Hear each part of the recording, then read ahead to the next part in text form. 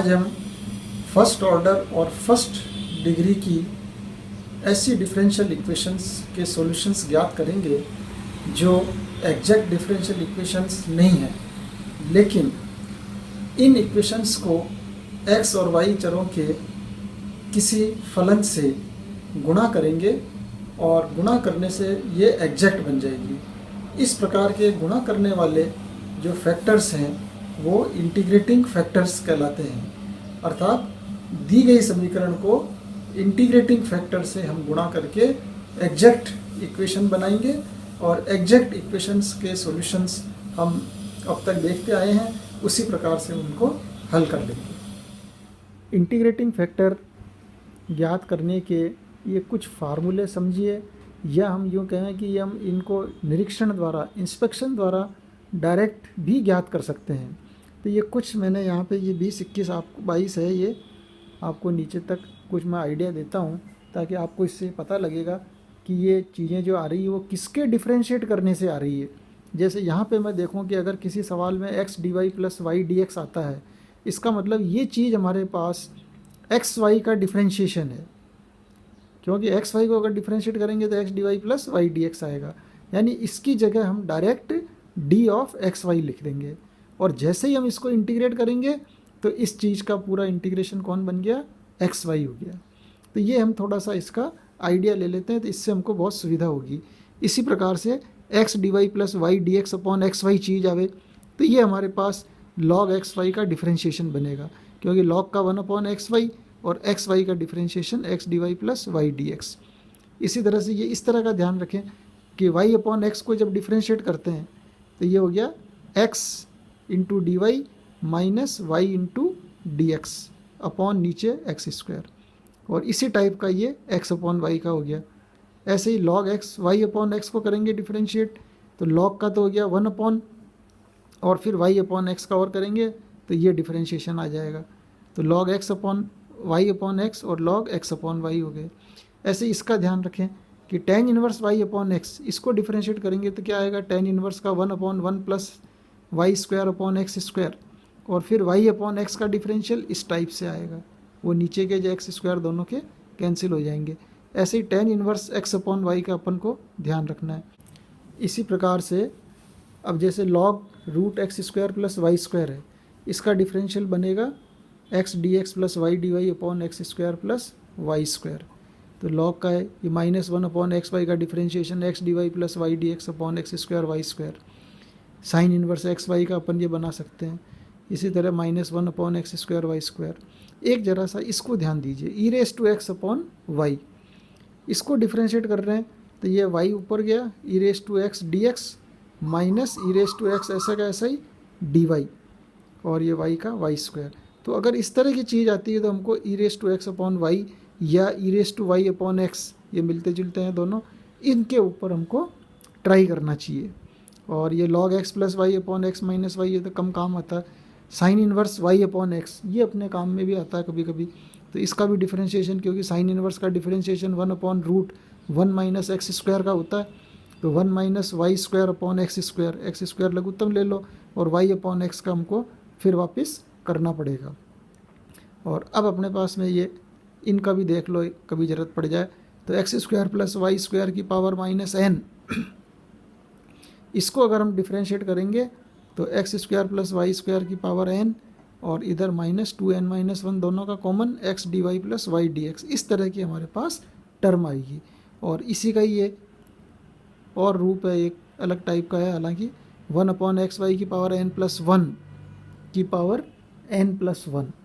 यहाँ पर ये ध्यान रखना है कि n की वैल्यू कभी भी 1 नहीं होनी चाहिए, क्योंकि n को अगर 1 रखते हैं तो ये सारा इधर इसको 0 बना देगा।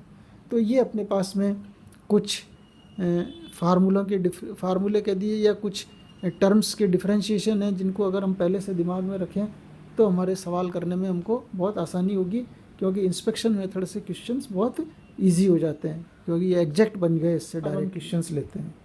जैसे y d x minus x d y बराबर 0, अगर मैं यहाँ पर इस क्वेश्चन को वाई स्क्वायर से भाग लगा देता हूँ तो ये क्या बनेगा, y d x minus x d y upon y square. इधर तो ये 0 है, तो ये हमारे पास में बराबर 0 हो गया एक तरह से, है ना। अब ये जो चीज़ आ रही है ये हमको पता है कि अगर हम x अपॉन वाई को डिफ्रेंशिएट करें तो हमको ये चीज़ मिल सकती है, क्योंकि x अपॉन वाई का डिफ्रेंशिएट करेंगे तो नीचे तो वाई स्क्वायर और x का differentiation dx, y as it is minus x ऐसे का ऐसे ही और y का dy, यानी ये पूरी जो चीज़ हमारे पास में आ रही है वो x अपॉन वाई का डिफ्रेंशिएशन है। इसलिए जैसे ही अब इसको हम इंटीग्रेट करेंगे तो हमारे पास में क्या हो गया, x अपॉन वाई बराबर c। तो ये अपने पास सॉल्यूशन आ गया, यानी इस डिफरेंशियल इक्वेशन का डायरेक्ट सॉल्यूशन इंस्पेक्शन मेथड से अपने पास सीधा ही हो गया।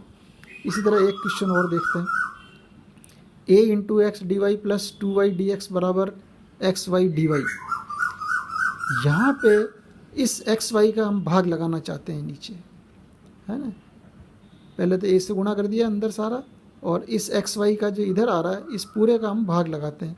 तो यहाँ एक्स वाई का भाग लगाया तो a into d y upon y plus 2a, x y का भाग लगाया y कट गया dx अपॉन एक्स बराबर dy।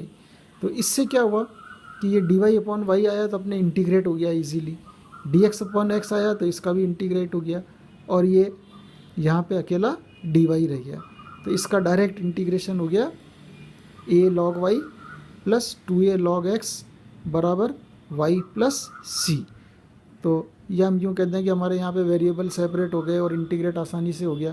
तो ये इक्वेशन जैसे ही एक्स वाई का भाग लगाया तो ये इक्वेशन हमारे पास में एग्जैक्ट इक्वेशन बन गई, और इक्वेशन जैसे ही एग्जैक्ट बनती है तो हम इसके सॉल्यूशन आसानी से ज्ञात कर लेते हैं। एक क्वेश्चन और लेते हैं, एक्स क्यूब ई की power x minus m y square d x plus m x y d y बराबर 0।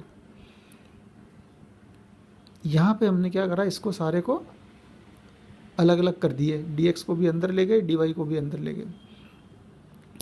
यहाँ पर अगर इस एक्स क्यूब को हम भाग लगा देते हैं सारे में तो इससे क्या हुआ, ये e raise to x d x हो गया, इन दोनों में m कॉमन है ही, minus y square d x plus x y d y, और ये नीचे सारे के एक्स क्यूब हो गया।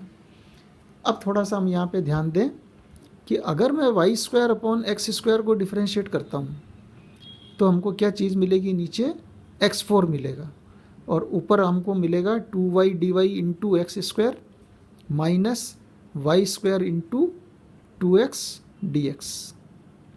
तो वाई स्क्वायर अपॉन एक्स का डिफ्रेंशिएशन इस टाइप की हमको चीज़ मिल रही है। तो हम क्या करेंगे, यहाँ जो भी चीज़ आ रही है उसको हम इस फॉर्म में सेट करना चाहते हैं। तो इस फॉर्म में सेट करने के लिए हमको क्या करना पड़ेगा, x से ऊपर नीचे गुणा करना पड़ेगा, और क्योंकि यहाँ पे 2 आ रहा है यहाँ भी 2 आ रहा है तो यहाँ पे एक 2 से मल्टीप्लाई डिवाइड और करेंगे। तो ऐसा करते ही क्या होगा, एग्जैक्ट इक्वेशन बन जाएगी। कैसे बनेगी, जैसे e की power x d x as it is, ये 2 नीचे अपन ने भाग लगाया तो यहाँ पे 2 गुणा कर दिया, नीचे एक्स क्यूब था अब हमको x4 चाहिए तो x4 कर दिया, तो ऊपर आपको एक x लगाना पड़ेगा। यानी हम क्या करेंगे, इसको 2x से एक तरह से, ये नीचे x लगाया तो ऊपर भी x लगाएंगे, तो इसको हम गुणा कर देते हैं। तो अंदर कितना रह जाएगा, 2y square x d x plus 2x, यहाँ से चलो माइनस 2 से नीचे गुणा भाग दिया तो 2 से ऊपर गुणा कर दिया तो 2 ऊपर आ गया, वाई स्क्वायर एक x से गुणा और करना है, यानी इसको आप 2x से गुणा कर दो ऊपर और 2x हमको नीचे भाग लगा दिए तो 2 बाहर आ गया, नीचे x4 हो गया, तो 2y square x d x. ऐसे ही 2x से यहाँ किया तो 2x square Y d Y. तो ऐसा करते ही हमारे पास में डायरेक्ट इंटीग्रेशन हो जाएगा, क्योंकि यहाँ पे 2y एक्स स्क्वायर आ रहा, डी वाई आ रहा, और ये इधर आ गया आपका, ये टर्म इधर आ गई, ये वाली टर्म इधर आ गई, ये डी वाई वाली इधर है, ये डी एक्स वाली इस साइड में आ गई, 2x वाई स्क्वायर ये इधर आ गया, ये वाली टर्म इधर आ गई। तो ये जो चीज़ अंदर हमारे पास में आ रही है ये डायरेक्ट परफेक्ट इंटीग्रेशन हो गया y square upon x square का, और ये m/2 हमारे पास बाहर है, ई रेस टू एक्स का इंटीग्रेशन हमको पता ही है ई रेस टू एक्स होता है, तो ये हमारे पास इसका सॉल्यूशन हो गया।